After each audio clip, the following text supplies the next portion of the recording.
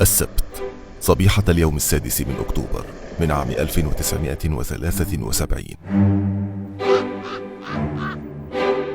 كل شيء يبدو هادئا على جبهة القتال.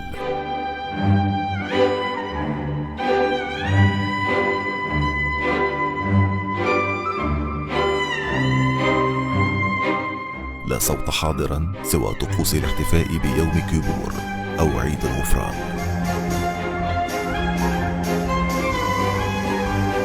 هذا المشهد الساكن للجبهة يخفي وراءه قصة كاملة من إنجاز، أو بالأحرى من إعجاز سيصبح بعد ساعات معدودات محط أنظار العالم ومحور حديثه